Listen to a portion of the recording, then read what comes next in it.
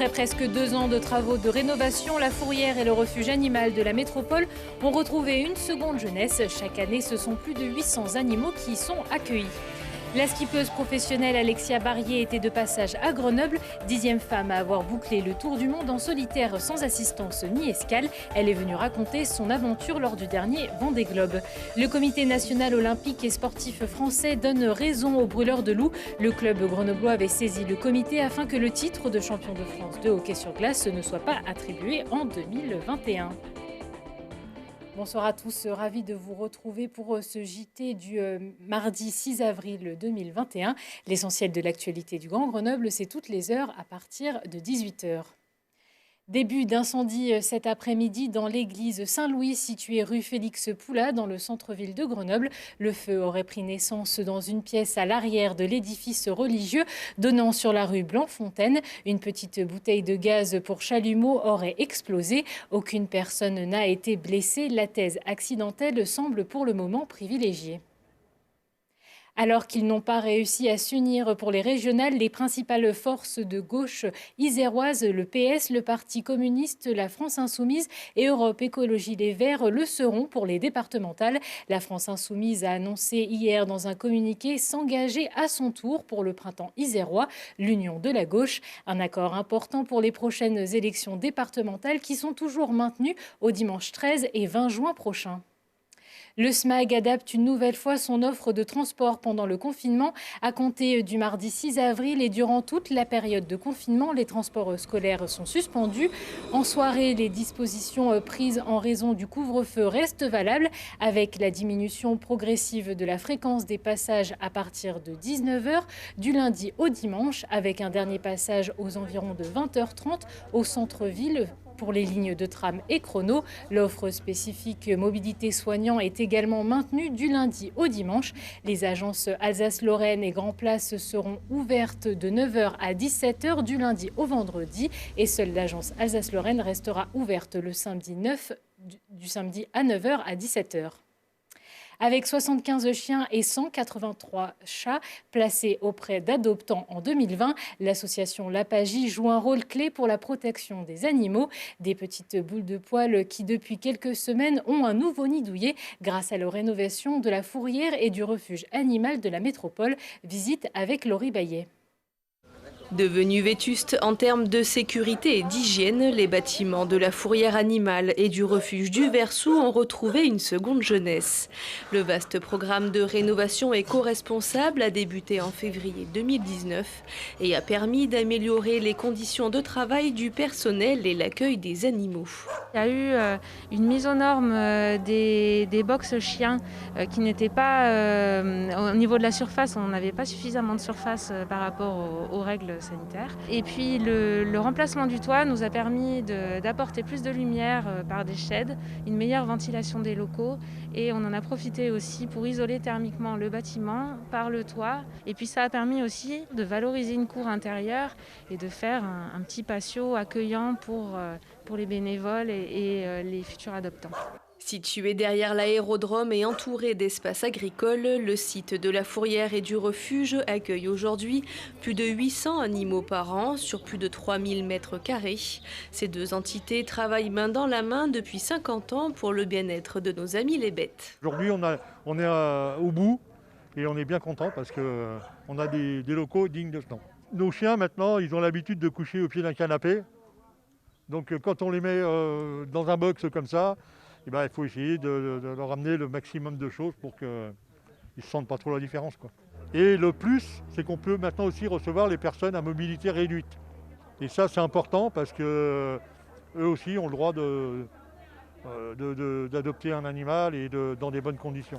En charge de la lutte contre la divagation animale, la métropole grenobloise a investi près de 2 millions d'euros en 2 ans pour réhabiliter ses équipements et pour offrir un nouveau départ à ces animaux égarés ou abandonnés. Les toitures des bâtiments rénovés accueilleront d'ici peu des panneaux solaires. C'est l'association Grésy 21 qui a été retenue pour l'installation. Le week-end dernier, la skippeuse professionnelle Alexia Barrier était de passage à Grenoble. Elle est la 10e femme à avoir bouclé le tour du monde en solitaire sans assistance ni escale. Alexia Barrier est également engagée dans la protection de l'environnement et a fondé en 2010 l'association For My Planet, dont l'objectif est de sensibiliser à la protection de la nature et des océans. Pendant 111 jours, je n'ai vu aucun être humain. Et j'ai vu uniquement une seule fois la Terre, c'est au passage du Cap Horn. Et ça m'a fait réaliser à quel point nous avions pris trop de place finalement sur cette planète. Parce que quand on voit les albatros ou différentes espèces d'oiseaux, des animaux sauvages dans la mer ou dans le ciel qui évoluent en toute liberté, sans contraintes imposées par l'être humain, on les voit vraiment évoluer de belle manière. Et du coup, c'est vraiment différent de ce qu'on vit quand on est à Terre. Donc ça m'a fait vraiment prendre conscience qu'il faut agir rapidement pour redonner plus de place à la vie sauvage et à la nature. Ça fait partie de ces sportifs de haut niveau, de ces aventuriers qui ont une conscience vraiment forte des enjeux environnementaux et qui ont choisi de ne pas juste se limiter à leur sport, mais de lancer des ponts avec plein d'autres thématiques. Donc c'est très fort, cet engagement il est très fort et il est très efficace, je crois. Pas de Vendée Globe dans le Zap Sport de la semaine, mais plutôt du foot ou encore du hockey sur glace. C'est le résumé sport avec Lucille Dailly. Un match nul qui compte pour une défaite. Le Grenoble Foot 38 aurait-il donc du mal à gérer la pression de fin de saison si près de la montée? Tout frais après une courte trêve, les Grenoblois espéraient ici remonter à la 2e place, synonyme de montée directe. Et malgré un beau début de match, ils sont tenus en échec par la Lanterne Rouge Châteauroux, menée 2-0 à la demi-heure de jeu. La Berrichonne revient à 2 partout. Grenoble reste 4e de Ligue 2. Ils ont bien tenté les 100 km à pied, mais ça use les organismes et à la fin, le survivant en aura parcouru 63 sur un rythme régulier de 16,25 km/h. Duncan Périlla, l'un des organisateurs du Endless Project de Grenoble, spécialiste du 10 km, réalise le challenge en 3h52 minutes et 6 secondes, soit les 2/3 du record du monde, et à la clé des données santé collectées tout au long de la course au nom de la science du sport. Et puis les Brûleurs de Loup terminent fort la saison dite régulière de Ligue Magnus, qui en restera là. Les Grenoblois s'imposent 3-2 contre Rouen, le premier de ce championnat sans play-off, réduit de moitié par la crise sanitaire. Grenoble termine 3e. Hockey sur glace toujours, le CNOSF, le Comité national olympique et sportif français, donne raison aux Brûleurs de Loup. Le club grenoblois avait saisi le comité afin que le titre de champion de France de hockey sur glace ne soit pas attribué en 2021. Une petite victoire pour le président du club, Jacques Rebaud, qui demande une saison sans champion cette année.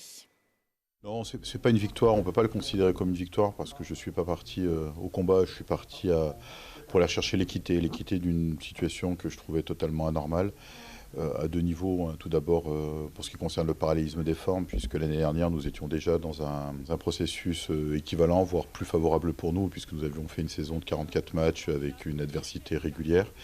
Et à l'échéance de ces 44 matchs, nous n'avions pas été champions et je ne le souhaitais pas, puisque pour moi, le hockey, ça se gagne sur la glace et à l'issue des playoffs. Et là, cette année, par un tour de passe-passe, la fédération avait décidé en cours de saison, contrairement aux engagements initiaux, à décerner un titre. Alors, il y a sûrement des bonnes raisons pour peut-être avoir un intérêt à jouer nos 22 matchs, mais très sincèrement, ce n'était pas juste. C'est juste le rappel que ce trophée est un beau trophée, qu'il faut suer, transpirer et quelquefois saigner pour pouvoir aller le conquérir, et cette année, ce n'était pas le cas. Si l'avis consultatif venait à ne pas être accepté par la fédération, ce qui sera son droit, il y aura sûrement des bonnes raisons pour elle de ne pas l'accepter. On ira peut-être devant le juge des référés, dans le tribunal administratif, pour faire entendre raison. Mais je ne les vois pas refuser ce type de deal qui est juste le reflet de ce qui aurait dû être décidé, et sans qu'on ait tous ces effets médiatiques autour de cette situation. L'avis du CNOSF n'est que consultatif. La Fédération française de hockey sur glace a jusqu'à la mi-avril pour trancher. Autre événement sport du week-end, la première édition du FCG Alive. Le club de rugby grenoblois était en live pendant près de 40 heures sur la plateforme Twitch pendant 4 jours. L'objectif, sensibiliser et mobiliser les spectateurs aux causes défendues par le fonds de dotation du FCG et les encourager à faire des dons pour soutenir ces actions solidaires avec comme fil conducteur l'équipe e-sport du club. Pour soutenir le fonds de dotation du FCG, donc le fonds de dotation qui est une structure associative avec un statut un petit peu particulier, qui va soutenir elle-même différentes associations d'un point de vue administratif, humain, financier, etc. Et du coup, habituellement, c'est un gala qui est organisé pour récolter des fonds, sauf que là, évidemment, avec le Covid, c'est pas quelque chose qui est possible. Et donc, le FCG est arrivé avec l'idée de créer un événement digital, et digital donc avec beaucoup d'e-sport, donc de jeux vidéo. E-sport, c'est la pratique professionnelle du jeu vidéo. C'est une grosse opportunité de présenter ce qu'on fait, car on n'est pas souvent mis en avant.